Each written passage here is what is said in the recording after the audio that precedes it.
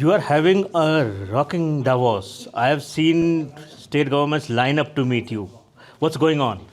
Yeah, I think the fact that we have set up a functional OSAT facility in Maharashtra uh, probably I think has triggered uh, that every state probably could also have another OSAT, and many of them visited us to actually see whether we're really rolling out wafers into chips, and they were quite excited, amazed, and surprised. I see some foreign interest also, some global Yeah, visitors. actually, if you see, sir, in the last 6 to 9 months, some of the OSATs have stopped functioning globally.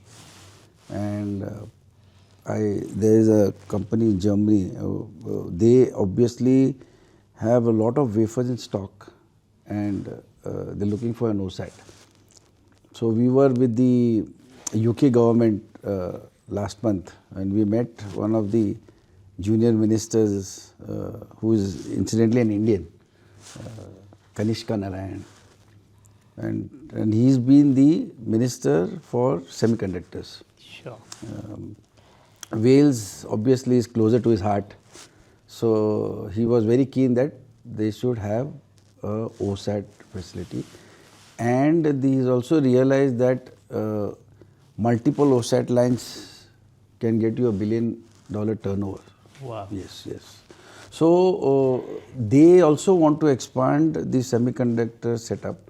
Presently, I think they have around 3,000 employees. They want to convert it to at least 6,000. So that is. But what convinced you that that India could have a OSAT player and how to build an OSAT focused company out of India? And most of the companies are in Europe, in Taiwan, all these countries. Yeah, actually, if you see, we obviously were thinking it around, I think, to 2016, 2017, those days. But those days, anything in semiconductors means you need to have a very solid financial base. If you see, investing in the infrastructure could be a risky proposition because India obviously still are not into the wafer manufacturing, so we have to depend on foreign suppliers.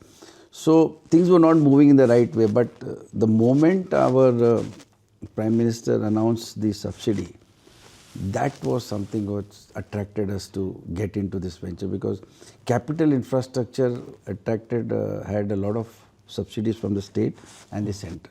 OSATs are often described as the hidden backbone of the chip industry, right? Yes.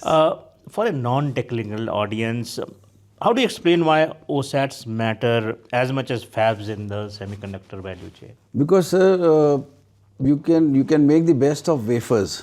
Okay, so the cycle is first you design the wafer, then you create product masks, and those masks are then taken into big companies like TSMC where wafers are formed. The chip obviously comes only if you deploy the OSAT, which means the wafers gets rolled out into chips. Unless and until you don't get it rolled out into chips, the wafers obviously, with all due respect, it is again a dead investment because that process may not be super rocket science, but there is rocket science.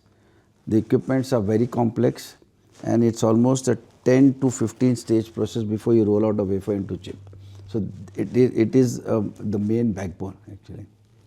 So when you were starting this business, you must have obviously looked at the entire value chain and then decided this is the market gap. Which were the gaps you were trying to fulfill? The biggest gap was the skill set, the manpower actually. With all due respect, our curriculum does not have the syllabus that can cover semiconductor technology, but that still remains a challenge, and right now we are seeking the help of the technology provider. Set up what you do on paper and then what you practically deploy are two different things. It is a challenging job actually, but we are fortunate. Our managing director is quite competent to handle, and a lot of people have appreciated the fact that we have set up the utilities in the right way. But you are competing against Taiwanese, competing against Koreans. In terms of quality, where do we stand? Can we match up to these global giants? Yes, we have to. We have no option because there are a lot of certifications. Even before you start producing the first chip, you have to go through something called as proof of concept. You have to go through all certifications that they feel are necessary, and only after that you then tend to enter into this. So just to cite you, we commissioned the facility in September 2024, okay? But we could only start production in March end or April because the certifications are going through, they have to, and they will obviously see, and then we'll have to burn out some wafers, and only then I think you can venture into this making of the chip. So, but they say, in niche technologies, there's no manipulation. So either you make a good chip or you reject chip. Simple. It's as simple as that. How difficult was it to set up a plant in India and then get it all rolling up? Yeah, it was challenging, but I always, when I start a new project, I go and speak to my mentor, Dr. Anil Kakudkarji. And then he was saying that, in those days when we contributed significantly to the nuclear fraternity, he said, and he tried to motivate me. He said, this is nothing against what you have contributed, so go for it. And that's how we went for it actually. But then, we are blessed. We got good technology providers. We got very good IIT academia came forward to us. And more importantly, we got the blessings of Sachin Tendulkar ji. Amazing aura. He's very active. I mean, he tries to understand and he tries to fill in the gaps. So even like he wants that, we should expand. Obviously, Maharashtra is our first choice. But he says that if some other state obviously needs this, obviously it's coming to the nation anyways actually. Yeah. So all these I think filled in the gap, and then we are here now going much advanced. We are doing the advanced wafer packaging, which is flip chip bonding. Okay. It is the technology that the world would want to have actually. So take me to the next 2-3 years of evolution. What are the next 2-3 things you're going to do? So end of the second quarter, we will have a first prototype chip. Okay. This prototype chip is basically deployed for thermal imaging, which is our core competency, and that is where we are. That is where we entered into the semiconductor industry. We are talking to one of the biggest technology provider where we will set up one of the most advanced fab with the transfer of technology, and we expect to do that in the next 2 years from now. But in terms of who are your biggest customers right now?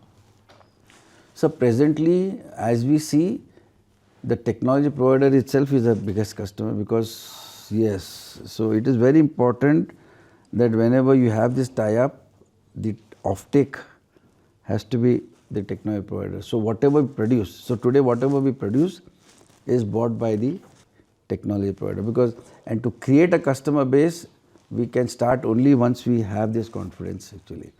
So now, as you see, when we did with Taiwan, that was only our customer base, but now we've got Germany, Korea, Singapore customers contacting us for rolling out wafers into chips.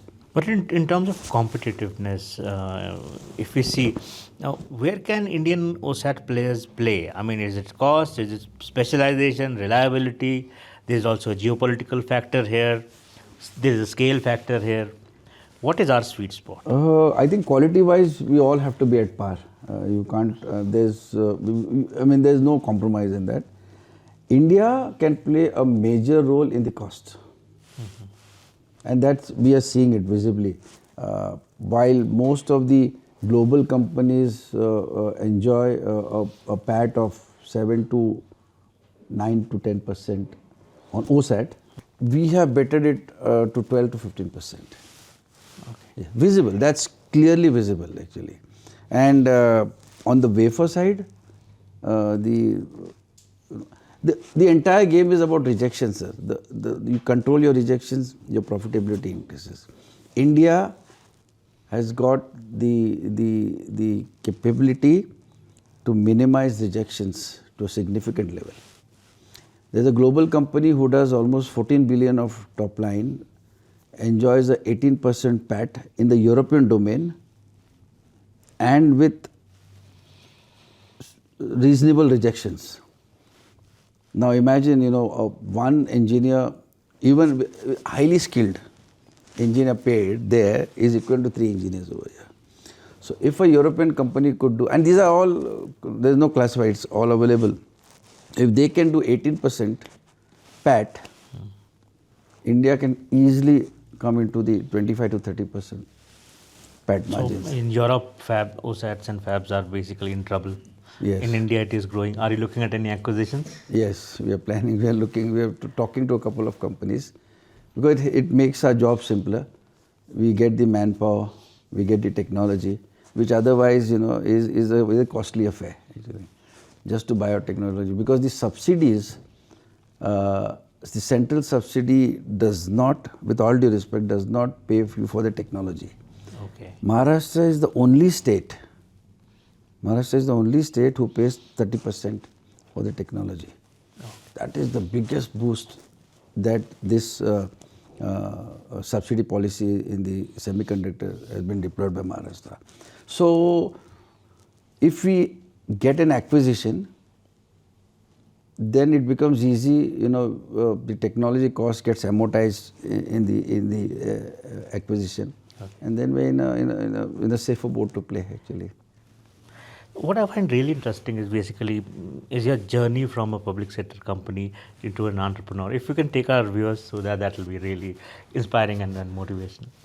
Yeah, actually, if you see, I come from a very humble background and just a postgraduate in chemistry. But my biggest game changer was, after the Pokhran test that happened in 1996, India obviously needed some technocrats to ensure that technology is not stopped, because entire global companies had put their back, nothing could be imported, actually. So at that point of time, we interacted with Bhabha Atomic Research Center, BRC, where I had the opportunity to meet Dr.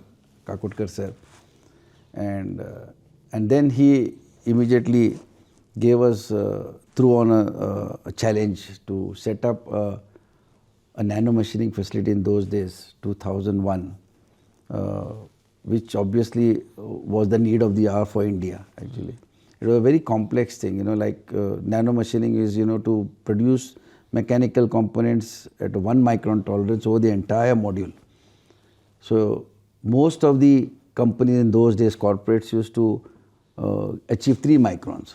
So 3 micron to 1 micron is like jumping from a Honda to Bentley. That was the challenge. So that is how we lived to this challenge, and then, actually, then onwards we went on to growing into various technologies, into space, into defense. So, but I keep on saying, everyone, I'm 10% Chodankar, 90% Kakotkar ji. I'm blessed. The type of aura, the type of technology, the knowledge that he possesses, the motivation that he can give, I'm happy. So he continues to take my journey ahead. We are doing some very innovative projects under his guidance. We are starting the prototype version of building a nano diamond battery. So from nano machining to nano diamonds. Diamond battery, and that battery, if it's ready, it will have a shelf life of almost 15,000 years. Wow. Yeah. That would be a disruptive technology. We are starting the prototyping also from March, but that's also under his blessings. We are hoping. But help me understand. I mean, semiconductor manufacturing demands extreme precision and quality. How did you get that kind of talent, processes, quality discipline in a country that's cut still early in this journey? Yes, I totally agree. And you should sometimes come and visit the engineers who are working, handling machines which are over 5 crores each. I think Indians, there's a lot of talent. This is my personal opinion, with all due respect. They need somebody to get it out. They need a platform. These engineers are not from even tier 1. They are from tier 2. But they have a basic qualification of M.Tech or BSc Tech. That's the basic qualification they possess. All they got was an hand-holding approach from the technology provider. Now the technology provider was very keen because he obviously wanted his wafers to be rolled out into chips because he has a commitment to the buyer. So, but this technology provider was kind enough. He used to keep at least 3 or 4 engineers, and our team learned through that training knowledge, and I am also quite amazed that, so right now I have the confidence that if we pick up these engineers and get them trained, they are very honest with the profession. We are picking up from a tier 3 city in Sangli, 40 engineers. Okay. Amazing knowledge. Okay. Knowledge that, IIT PhD is also proud of. When the IIT PhD doctor, he started talking to them. Amazing knowledge. Embedded knowledge, which is a challenge, they are so comfortable. So now a group of 15 people are going to Taiwan for a 14-day training, and we keep on swapping them. So then Taiwan people come in. But this is not a permanent solution. This is a stopgap solution. We need to develop a skill set. We need to have an institution. We need to have a training body. We need to have a curriculum. And this need will come in the next 2 years when the industry will start growing, as you rightly said.